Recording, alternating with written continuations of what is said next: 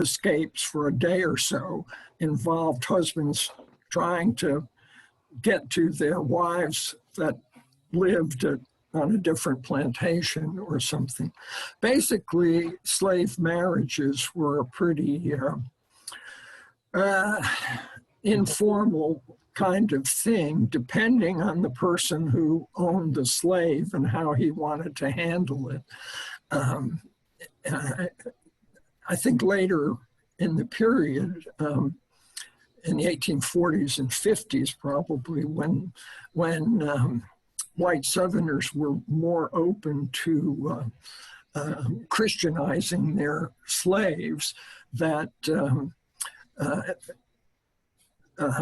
slave marriages became more formal and, religious in nature, but it varied widely. Right. Okay, I think we're going to go ahead and I'm going to go ahead and start this session here. I'm going to have so we can get ahead on this right here. I would like to welcome everyone today to our lecture series and what we have going on today with Arkansas Territory. And of course, we are coinciding with this with our exhibit that we had out here on the Territorial Arkansas. The theme is out west, and honestly, growing up as a kid, when I used to hear Arkansas was out west, it just did not compute with me. I'm thinking out west, I'm thinking Arizona, California, but during the Territory of Arkansas, this was out west, and we have two good scholars, great scholars with us. We have Dr. David Ware. He is the director of the Arkansas State Archives.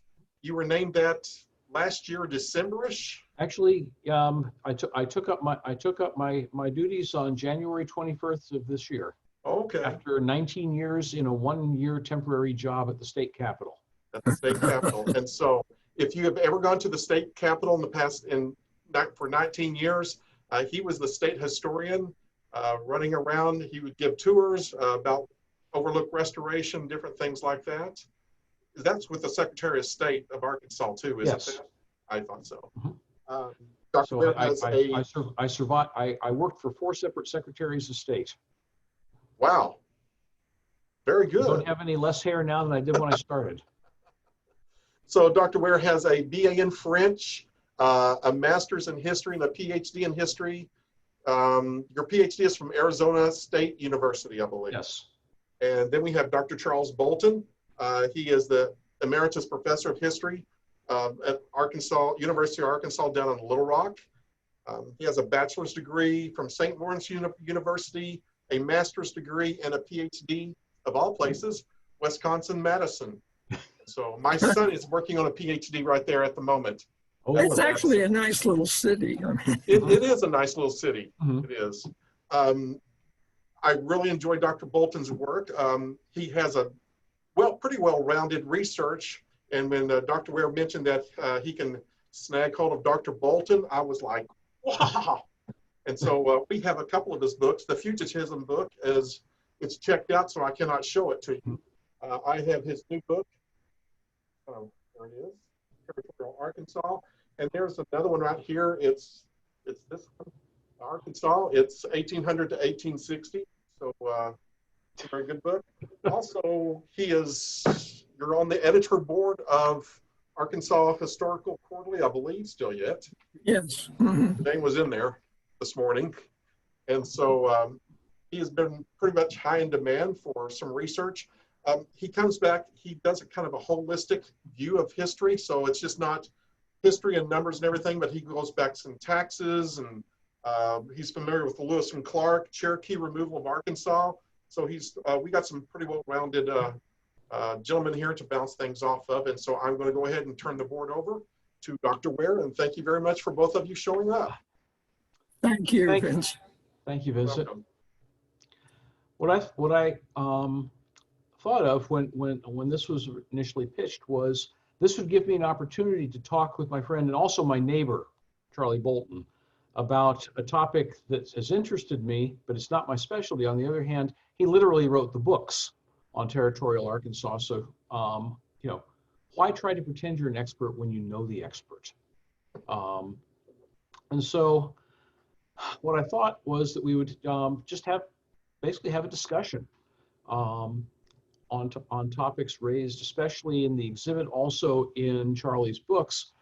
And I'm learning as much as everybody else is at this point. We also have, if nothing else works, we have a PowerPoint in readiness. However, as the folks who were watching while we were trying to figure out how to see ourselves in the PowerPoint at the same time on the screen know, there are limits to historians' technological agility. And when people are watching is not the best time to do our initial practice with this. So we may save those for the end in a whirlwind of frenzy of graphics of old Arkansasians. But at any rate, so I thought we'd start out with a couple of omnibus questions, Charlie. What do most people think that they know about Territorial Arkansas? Let me just say first, I've got a cup here, and it contains tea. Also tea with honey and lemon, because my voice doesn't work all that well. You know, it's a little hard for me to tell you what people don't know. But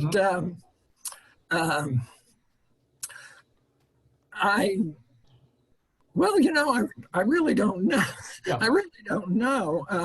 I can say this, that when I first came to the University of Arkansas at Little Rock in 1973, as a matter of fact, people, including historians, didn't know much at all about Arkansas history. And gradually over time, people like me became interested in it. Not just me, Carl Moneyhun was another one. And since then, there have been a lot of additional historians. So I don't know what people know, but I can say this. If you don't know things, you can now find them out. You know, even the two books on Arkansas that we've talked about, or you've talked about, and in fact, I feel a good deal of pressure since we talked about it, are sort of, that's okay. They were written some time ago, and the basic information is the same, but you know, the history of Arkansas Territory has been elaborated by other people. In fact, I just published an article in the Arkansas Quarterly that talks about something. So, yeah, that's it. I think you know what you don't know better than I do. As somebody who's a relative newcomer to the state, I've only been here since 1999. And eventually I'm going to get my Arkansas green card. Yeah. You know, basically when I came to Arkansas, about the only thing I knew about the state's early days was the story of the Arkansas Traveler. Oh. And I'd heard about this mysterious thing called Arkansas Post, and I figured it was a mailbox on a post in the middle of a field somewhere in Arkansas. Thankfully enough, Tom DeBlack disabused me of that image. Well, actually, how about if I begin with Arkansas Post and talk a little bit about how people came to Arkansas and how the state was developed. Well, the territory, at least, was developed.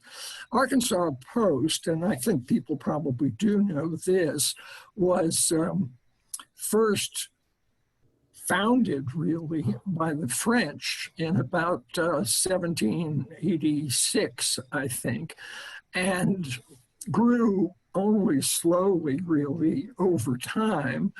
And then after 1870 or 1770, the Spanish took over colonial Louisiana, and Arkansas Post, which was a literally a military post, was now staffed by Spanish soldiers, but the settlers were mostly French, and that continued well into Arkansas Territory. Until the War of 1812, not a whole lot of new people came into Arkansas, but when they did it by coming up the Arkansas River and mostly settling along the river banks, really. Mhm. And a fair amount of cotton was planted in Yeah. that area. After the War of 1812, the war itself slowed down Western expansion, but after the war, settlers in Kentucky and Tennessee and along the Ohio Valley generally, in what's lower Ohio, Indiana, began to move west, and most of them moved into Missouri. Missouri slowly began to be crowded, and people then came down into southeast Missouri and began to go further south into Arkansas.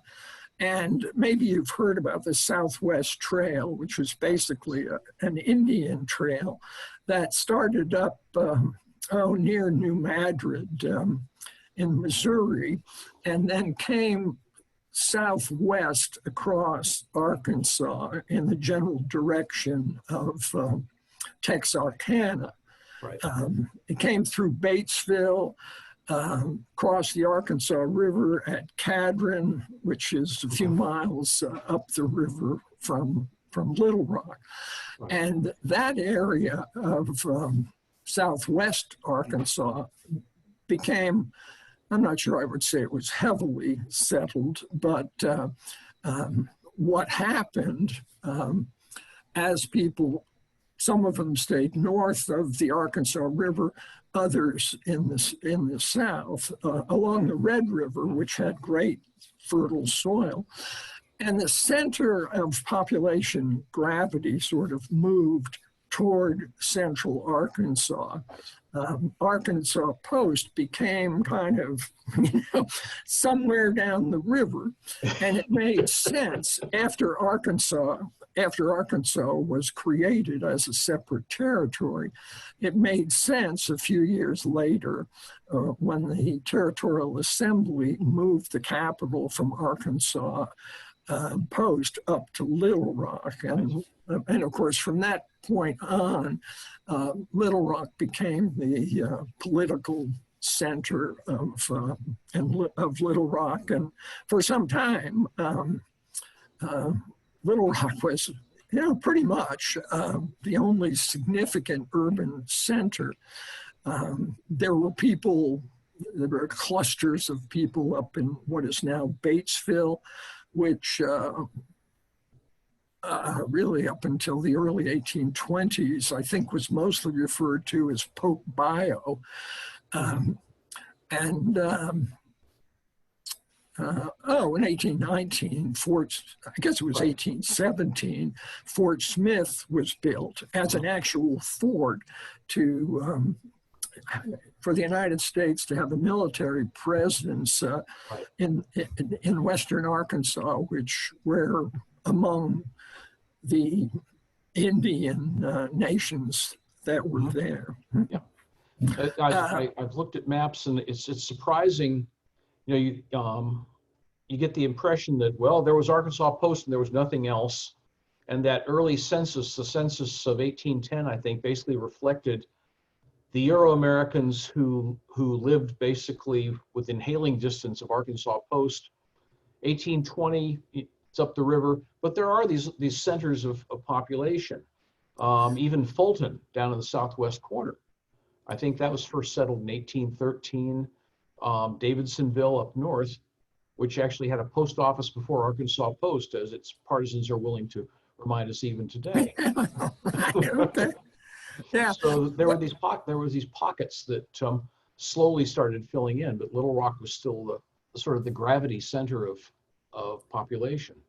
Yeah, the thing too that you have to remember about this census was people, well, there was probably more than one person, but they were assigned to count, of course, people. And to do that, they had to get to them. Yeah. So, you know, for somebody at Arkansas Post to get up to Little Rock or beyond in 1810 was, you know, pretty difficult. So basically, actually, that census, I think, refers to well, basically, it refers to population centers in the Arkansas Post area. I suspect there were, I don't know, 300 or 400, maybe 500 people out where I live. Yeah. at that time. Are you suggesting that the census of 2020 is not the first one to have probably missed a few? I'm afraid it's not, but at least, well, it was kind of honest mistakes. I mean, if it's difficult to travel, it's difficult to count people. Yeah. And of course, the census, that did not count Native Americans, did it? No. No. Indians not taxed. Yeah, in 1820, I think we had around 14,000 people on the census. And at the same time, there were probably 3,000 Cherokee Indians living on the Arkansas River up in the Morrilton area. Yeah. So a significant percentage of the population, in fact, were Native Americans. Well, that brings up a point that surprised me when I came here, because I had no idea of the profile of Native Arkansas. And you find not just the nations that have roots here, like the Quapaw, the Osage, the Caddo, but then what are the Cherokee doing here? That surprised me. Well, yeah. As early as 1808, when Thomas Jefferson was president, actually, I guess it goes back to 1806 or so, it was clear to Jefferson that as white Americans moved west, they were going to push the Eastern Indians sort of out of where they were. Jefferson considered that as inevitable because he thought of the white settlers as, quote, civilized, and unquote, and the Indians as not. So he suggested to the Cherokees that they simply transplant themselves west, and he suggested Arkansas as a place where they could go. Jefferson was familiar with what's now Missouri and south of Arkansas. He was familiar with Missouri, with Louisiana. Nobody knew much about Arkansas. And Jefferson said, well, okay, let's send those Indians out there. So they began not really a formal migration, but even before, the Cherokees were hunting in Arkansas.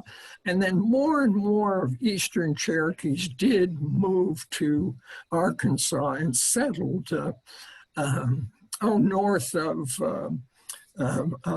Arkansas Post. Most of them, I think, close to the St. Francis River. In 1812, as I think you probably know, there was a great earthquake up in southeastern Missouri, the New Madrid earthquake, and that rearranged the geography of that region. And it was after that that the Cherokees decided to move west.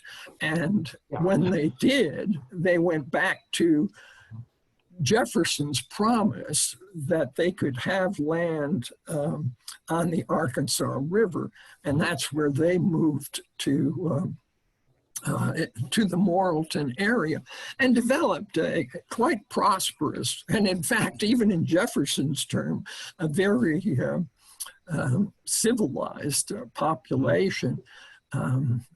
There was um, William Woodruff, who was publishing the Arkansas Gazette at that time, was, griping about all these Indians and talked about them as uncivilized hordes of people. And actually, a Native American among the Cherokees wrote to Woodruff saying that, well, we've got 2 schools here and you don't have any. We've got a church. We've got, it went on like that. And the guy made a pretty good case. And Woodruff, to his credit, I think, published that. So, yeah. The Choctaws also were given a grant of land in Arkansas as well. And both nations had significantly large areas. The Choctaw, or at least very few Choctaw, came to Arkansas. I mean, there was this big area set aside as a Choctaw area, but the Cherokees did become very, very numerous. And between 1817, I guess, and maybe a little, and 1828, the Cherokees in Arkansas organized themselves as a separate Cherokee Nation West. And they actually negotiated with the United States government about the treaty and what lands they should have. And then eventually all that came to naught because as more settlers moved into Arkansas, more complaints about the Cherokees, and they were pushed west into what's now Oklahoma. Even before that, the Choctaw area was simply done away with. And maybe most people don't know this, but it's interesting, I think. When it first became a territory, Arkansas had no western boundary, in part because we were not, Americans were not terribly familiar with what was out there. And also, up until that time, it was owned by the Spanish. So technically, from our perspective, Arkansas Territory extended west to the Rocky Mountains. The western boundary of Arkansas is the boundary created by the Cherokee Treaty of 1828. It's something like starting at a point in Missouri and running south to the Arkansas River at Fort Smith. And it's basically a vertical straight line. And then the southern boundary was also based on the treaty of, I think it's 1825 with the Choctaw, that also created a space for them. The southern boundary was later adjusted because there were a lot of white settlers down there, and James S. Conway, who was the Surveyor General of Arkansas State, surveyed that line. He surveyed that line and at the same time tilted it. So it's, there's a slight diagonal aspect to the southern boundary. Yeah, there's a picture right there. That's right. You want me to pull one up from our treasure trove here? You can try. You can try. Let me see let's see what we can find here. There's one with green and blue areas that. Oh well. Would that be it, or? Yeah, I mean, those are the boundary You got lines. the Cherokee line here. Yeah, you can see how much territory is taken up. Now that's a more generous description of Arkansas. Well, okay. Let me just say one other thing. I know I'm going on here, but Hey, they've got 4 hours, right? yeah. And well, in that early settlement tended to be, as I think most of you know, hunters and trappers and small farmers. Not all of, many of them quite successful. You guys up in Baxter County have a great example in Jacob Wolf, who built that very nice house with, I think there are boards on the side. I'm not even sure the basic structure is a log cabin. Now, many other settlers did live in log cabins, but by the end of the 1820s, more and more people were coming into Arkansas, and the United States is becoming increasingly more important as a producer of cotton, and the Arkansas Delta and the Mississippi Delta both contain some of the best cotton land in the world. And so people began to move into the Arkansas Delta, and during the 1820s and more so in the 1830s, Arkansas began to develop a plantation agriculture that would, of course, become the basic, the big money-making crop. And that helped to create a split, really, along the geography of Arkansas, which, by the way, the Southwest Trail divides Arkansas, or it follows the divide of Arkansas between the highlands in the northwest and southwest, and the lowlands in the northeast and southeast. Go ahead, David. Charlotte, part of your book that fascinated me, that actually reawakened memories of doing an exhibit on surveying years ago over at the Capitol, and having a couple of professional surveyors take me out and show me the way of chaining off measurements of land and that sort of thing. I'm thinking, my Lord, my admiration for surveyors went, but land distribution and economic development and sort of the development of Arkansas. What did people seek in Arkansas, and how did they get possession of it? I know you and I talked a little bit yesterday about the various sorts of land grants, the Spanish, French land grants, plus the Veterans Bounty grants from the War of 1812, the New Madrid earthquake land claims and that sort of thing, the lovely purchase donation claims, plus, of course, some squatters' rights and preemption claims. How many ways could you actually get land in Arkansas, and how could you reconcile all these things? Well, there were different with the aid of a good ways. Lawyer, right? Yeah, there were different ways, and they really didn't duplicate each other because almost no 1812 veterans came to Arkansas, but eventually that land was sold for back taxes, right, and people bought it. So that was one of the first ways that people got land.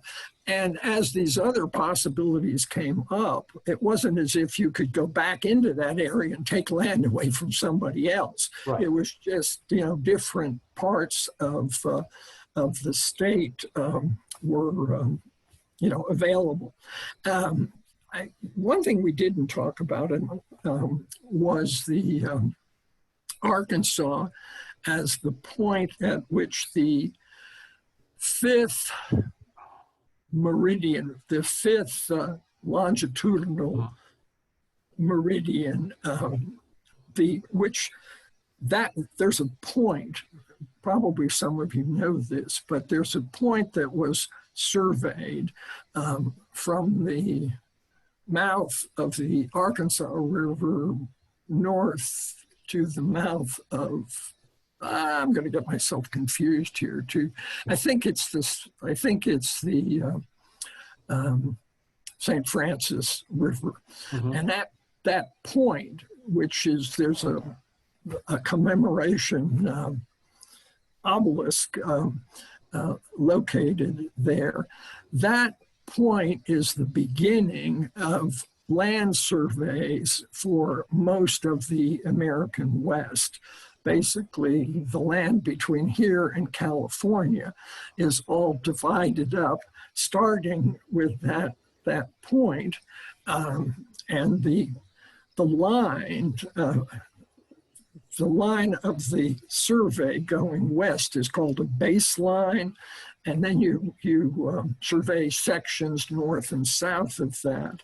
Oh, and here's a little tidbit you may not know. That line comes west, west through Arkansas, through Little Rock, and just about 4 miles from where I'm sitting, there is a east-west street known as Baseline Road. Oh. Yeah, and that's the point. My favorite panaderia is down on Baseline Road. Yeah. So prior to that, when these Spanish grants were registered, you could get grants of land, but they were simply plotted in sort of loose ways. But once that line was established, and I'm going to say maybe 1815 as a matter of fact, but once that happened, then you could buy land at a particular point. It would have fixed boundaries, making it much easier to buy, sell, and protect from other people. Mm-hmm. Okay. How was if you held a kind of an approximately surveyed Spanish land grant or a French land grant, and it was on land that was coming under the GLO's grid system, how would you buy a bit out of this grid and then a bit out of, or were there sort of grandfathered land claims? Well, you would, part of your land would now become part of a section, which is a square mile consisting of 640 acres. Right. So you might have 50 acres that would be right in the middle of that and could be nicely defined once it was surveyed. Right. Or you may have 50 acres that went from one section into another. But basically, your land could be fitted into that system. And it didn't have to be bounded. Well, it would be, in fact, surveyed so that it would have standard boundaries after that. Okay. I have a question. Go ahead. I'm sorry. You go ahead, Vincent. No, it has nothing to do with land. I had some. Okay. It all has to do with land, eventually. It does have to do with land. The one thing I've talked to some others about, what are some of the colorful characters that we have, even from governors approaching coming into Arkansas, because they were not, they're not, the governors that we had were not native. Weren't they a kind of another elite system? That's a diplomatic way of putting it. You want to talk about that, David? Well, let's talk about one of my favorite characters in Arkansas history, our first territorial governor, James Miller. Miller was one of the few American soldiers or American army officers who came out of the War of 1812 with a clean reputation. Because at the Battle of Lundy's Lane, when we were in the middle of trying to capture Canada, he had been given as a sort of a junior officer one of those forlorn hope assignments. Go take that artillery battery, young man. And his response to his commanding officer was the immortal, "I'll try, sir." And he didn't. My Lord, nothing succeeded. So he's one of the real American heroes of the War of 1812, a war in which there weren't that many bona fide heroes. And so after the war, he is given the reward of being given the governorship of Arkansas. He gets the job in early 1819, and he takes his sweet time. I'm not sure he was entirely wild about coming out here. So he goes down to Washington.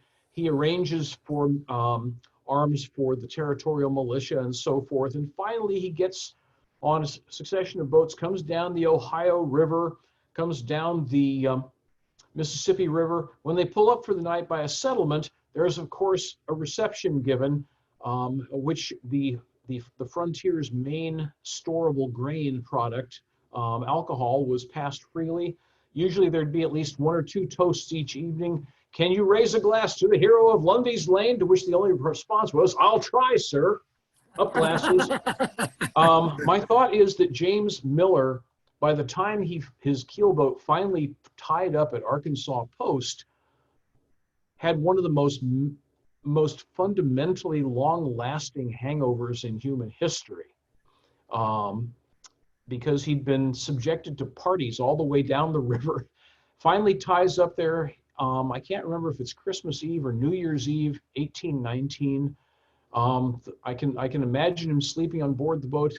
The sun rises on Arkansas Post, which is a sort of a sodden, rundown French, Spanish, whatever village, already filled with opportunists. And my thought is, he shakes his head and says, back to Massachusetts, folks, or New Hampshire, or wherever. But he did.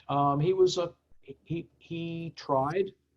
He made good attempts to deal fairly with the Quapaw and so forth. He was succeeded by another American soldier, George Izard, who had actually resigned from the Army during the War of 1812 because he was disgusted with the way that his superiors told him to move in the field or something like that. He was supposedly the best trained general officer in the Army, and he resigned. And so they give him Arkansas. Reward or punishment, you choose. But he proved to be a good negotiator with especially with the Cherokee out west of town. He was famous for basically shunning all social events, staying in his study. He would, according to my friend Wes Goodner, who he may be the only member of the George Izard Appreciation and Commemorative Society, he would accept no presents except razors and had a collection of straight razors. Go figure. Our third territorial governor was a bluff Kentucky lawyer, John Pope. John Pope comes out here, and whereas Miller and Izard had to deal with, and hadn't always been successful dealing effectively with, especially the territorial secretary, a very ambitious young man named Robert Crittenden, Pope basically pushed back.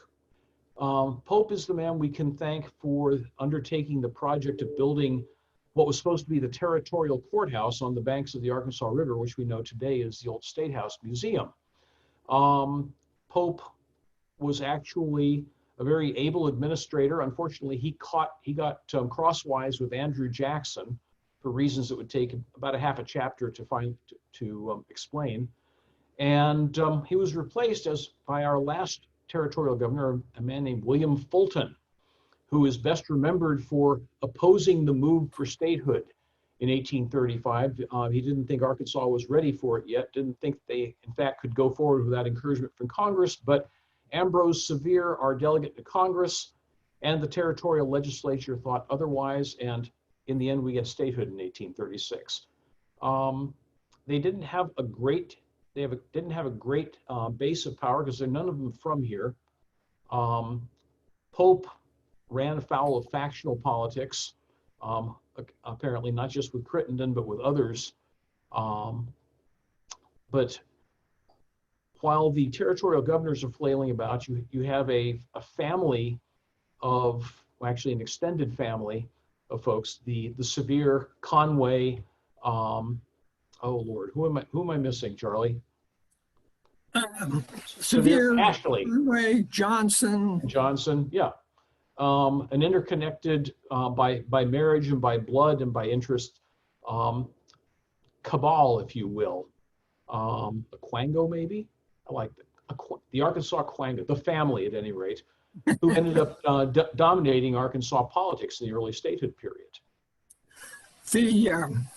let me just say something about John Pope, who is, I think, the Arkansas Territorial Governor who did, in fact, get some things done. Yes. And part of the reason that well, others had some things done, but the reason I like him is that it has to do with the State House. Yes. The federal government gave Arkansas 10 sections of land, which is, 10 square miles of land, I think 6,400 acres of land that they could use for money to build that State House. Well, Robert Crittenden, who is a key figure through all of this, he was the territorial secretary early on, which was a very powerful job. I mean, it wasn't that he took notes. He was essentially deputy governor. Yes. But he was out of that job by the 1830s, and but still powerful in politics. So he approached the legislature and said, look, you give me those 10 sections of land, and I'll give you this nice brick house that I live in Little Rock. And how much effort he had to use to do that is not clear, but some of his opponents would talk about the fact that he did it with what were called canvas hams. He gave ham butts or whatever to legislature as a form of bribery. So they passed a law doing what Crittenden said, and Polk vetoed that law, Yes. which caused him a lot of political problems, but from my perspective, was the right thing to do. And he managed the sale of the land, got a lot of money out of it, and arranged the building of that courthouse. I mean, he wasn't there when it was finished, but Polk is responsible for the old State House that we have today. Wherever you turn in Territorial Arkansas, you keep coming back to Robert Crittenden. Yeah. And he's a fascinating character. In 1819, even before the governor gets here, Crittenden basically sets up the government of Arkansas Territory. He convenes a rump parliament consisting of the Superior Court judges who had showed up at Montgomery's Tavern at the post, and then they call for elections for the first territorial legislature. By the time that Miller actually shows up in late December, there's already a legislature in place due to meet. He tries to, in fact, tell the legislature when they show up early in early 1820 that well, no, you weren't legally elected, dump, and they just sort of ignore him and go on. Which should tell you something about Crittenden. He was a young man. I think of him as a young man on the make. Well, he didn't have that many great ideas, but he was big on acquiring power and influence and doing well yes, that way. right, and quite successful at doing it. There's a distinction, a significant distinction, I think, between the territorial governors who were appointed in Washington, and they had Washington connections. Yes. So they were, as you suggested, David, sent to Arkansas, and by and large, they weren't real happy about it. Certainly, Miller didn't like being here, actually didn't spend a lot of time here. Izard did spend time here, but still was very happy to leave. On the other hand, these politicians that David mentioned before were all like Crittenden, men on the make. You know, you had a brand new territory and it offered opportunities. The big one was land, either to farm or buy and sell to other people and make money. But a smaller but more important form of ambition was territorial offices. I mean, there were quite a few territorial offices, and a lot of young men came. In fact, most of the guys were in their 20s or early 30s. Crittenden was, and they had political influence, but not generally in Washington. Crittenden's brother was J.J. Crittenden, who was a U.S. senator. The Conways were all here because their uncle was William Rector, who was the Surveyor General of Missouri Territory.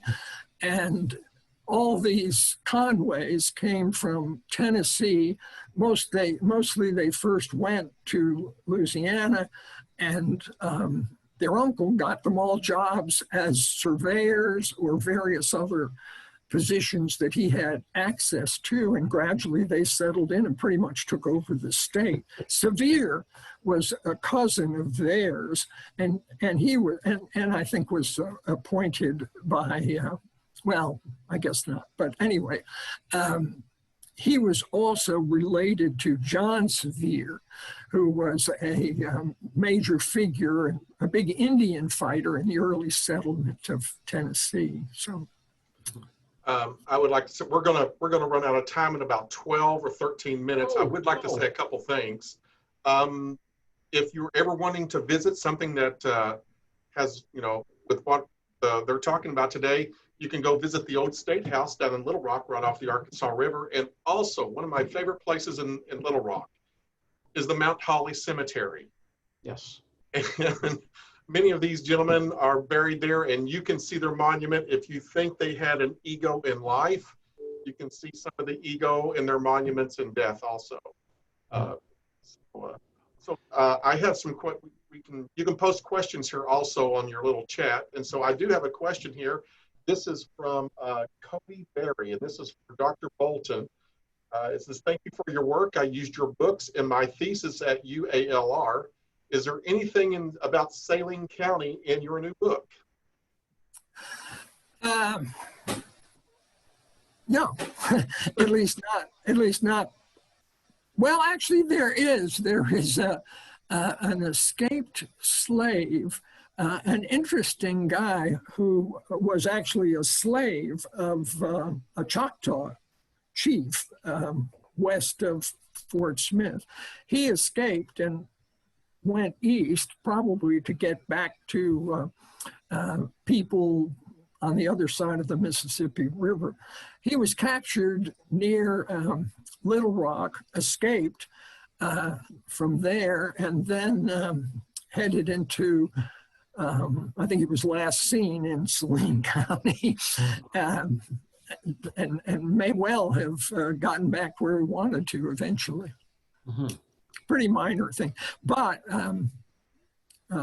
Carolyn Billingsley has a wonderful book about the settling of Saline County, which in fact you probably know about.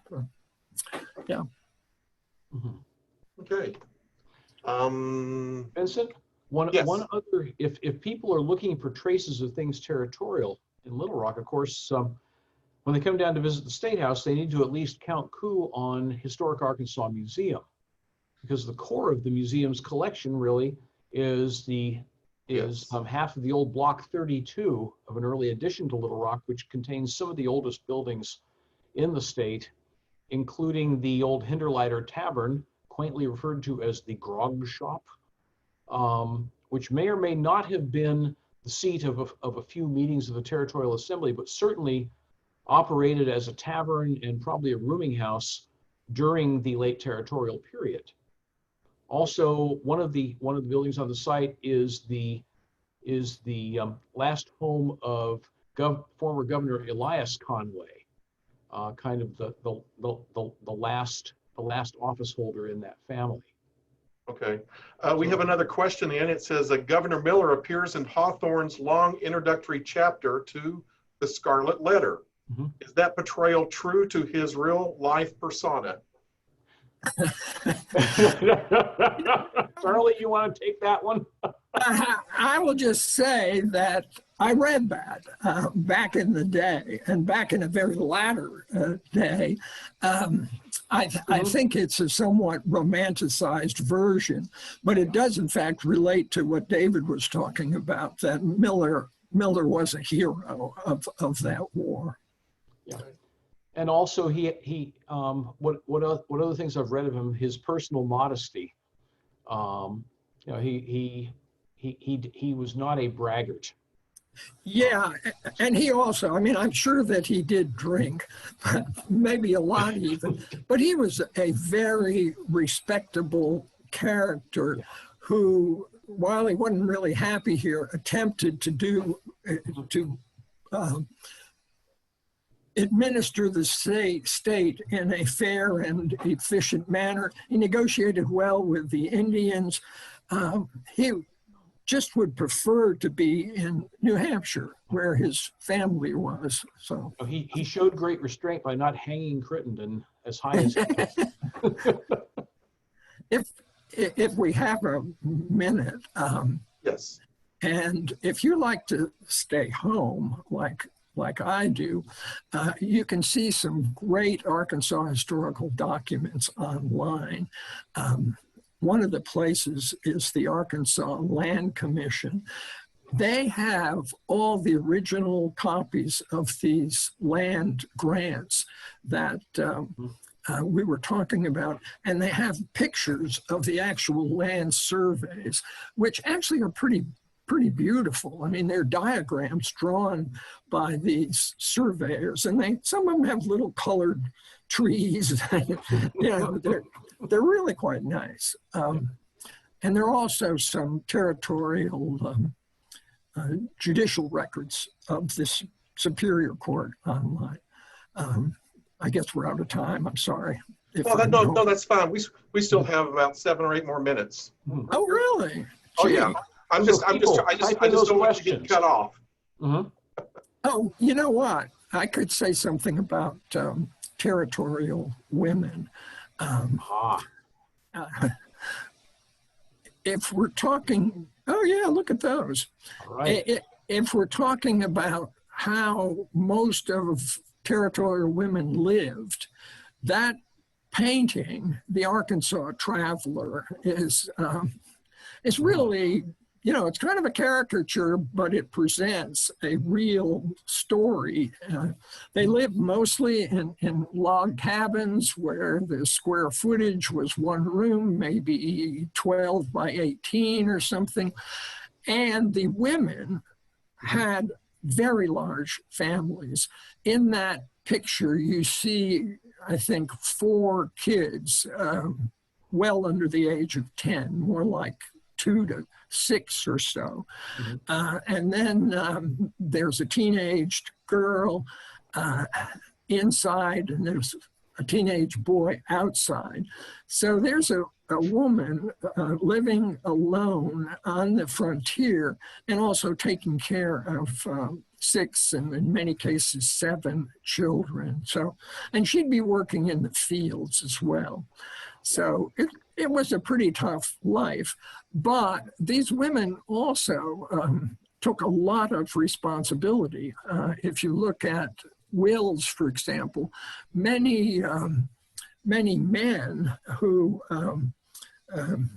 gave their land to their wives and talked about how responsible those wives were. I guess they didn't put it that way, but women took over lands when their husbands died. And then if you go to the Historic Arkansas Museum, you can also see portraits of women who lived in quite different ways. Charlie, one of the nicest passages in your book that struck me when I read it a few days ago Nor were the Little Rock elite sheltered completely from the harsh realities and responsibilities of an agricultural society. Matilda Fulton, the wife of then Secretary of the Territory, later U.S. Senator from Arkansas, William Fulton, spent a winter day in 1832 in a smokehouse butchering 9 hogs with the assistance of a slave. 2 days later, she gave birth to a child assisted by 4 other Little Rock women, including the wife of Governor John Pope. Yeah, well, And there this, you go. and these were the women who were living downtown by Arkansas standards. Yeah. And Self-reliant. yeah, and it's also true that more elite women whose family had enslaved people often were in charge of their large farms, small plantations, while their husbands were gone. Right. So, yeah, women were active, hardworking, and important to the growth of Arkansas Territory. I'm going to slide one more question in here from Valerie Duty. Dr. Bolton, I'm just beginning to trace my duty. Williams and Jones, early pioneers in Washington County, beginning in the early 1820s. So we have Washington County, 1820s. Which one of your books should I purchase to assist my research? Oh, gee, I guess all of them. And maybe 2 copies of each. Good answer, author. Yeah, the 2 Arkansas books, you don't need to purchase them. Don't tell the press I said that. But, you know, if you go, for example, to the archives or the Butler Center, they'll have copies. But also, I wanted to mention those places because what you really need to find is a genealogist or, you know, well, both of the libraries do, I think, have genealogists on staff that can help you. And I can't do that stuff. I can't even look up my own family. Also, if I can put in a plug for my own shop here, we have a robust digital collection platform which includes guides to our county microfilm holdings. If you're curious the sorts of records that we hold, almost all of them on microfilm, you can go to our website, archives.arkansas.gov, go down to our collections, down to our digital collections. That'll give you at least an idea of our holdings. Plus, we do have genealogical experts on staff who, over the years, I've listened to them helping people untangle the most confusing family problems. Right.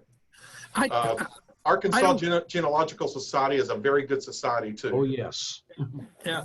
I don't do genealogy, but I did do a lot of research that is reflected particularly in this reprinted book, Territorial Ambition, in state tax records. And they are scattered, but there are some very early tax records. Particularly, I used 1820 tax records from Arkansas County. So, yeah, that kind of stuff would be helpful. And they're at the Arkansas History Commission as well. I mean, The state archives. History. I still say History Commission too. I found myself using that term the other day, and I'm supposed to be the boss here. What's wrong with that? Well, in fairness, when I used it, the most part, it was what did I just say? History Commission. Yeah. Right. So, folks, we are going down. We are on our last minute ticking down. I would like to thank Dr. David Ware and Dr. Charles Bolton for their time, their expertise in sharing here. I'd like to thank everyone for joining in and the questions you've submitted. And if you have a chance, come by the library up here at Baxter County Library and take a look at our exhibit for Arkansas Territory. And I would like to thank everyone very much today. Thank you both, sir. Thank you all. Thanks for the opportunity, and thank all of you for listening. Yeah, we had we were plugging up to 25 there for a while, so Doing well. it's a good total there. And so thank you very much. Okay. Thank you. Bye bye. Take care.